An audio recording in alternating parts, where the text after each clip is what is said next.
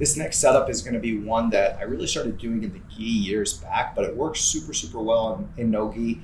I think I originally saw this style of arm lock setup being done by Michael Langhi during his rise to the top at black belt lightweight. He's won multiple world titles, and I kept seeing him nail this move over and over from spider guard, and I started to add it to my K guard arsenal. So we're going to start the same way. I'm pivoting, I'm scooping, I'm drawing Frank down, but this time Frank does a good job of getting himself control on my trailing leg. It's difficult to get this guy back on them. If I could get this foot on Frank, I could use it as this off-balancing tool, but while he's connected, he can make that difficult.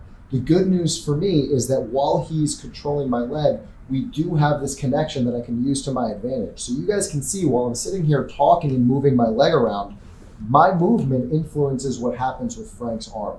If I try to throw an arm lock at Frank, he'll see this coming from a mile away.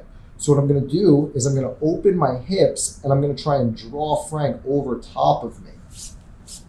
And if he wants to stay connected with my leg, his arm will come right into the pocket of my hip.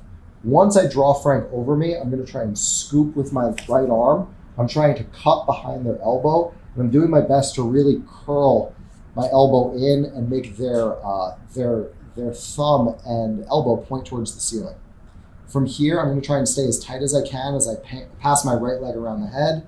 I'll pinch my knees together, raise my hips up, and get a good finish. You can finish this one here too.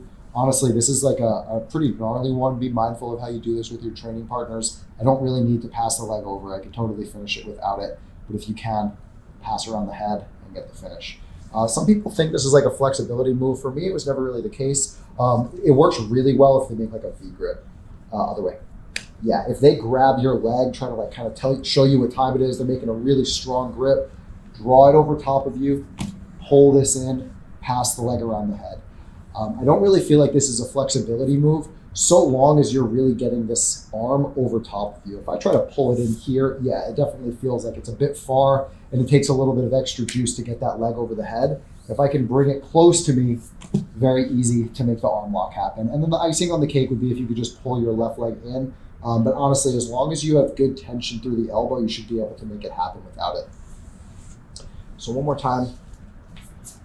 I'm in my position, I'm scooping, I'm drawing Frank down, and somewhere along the way, he gets control of my trail leg.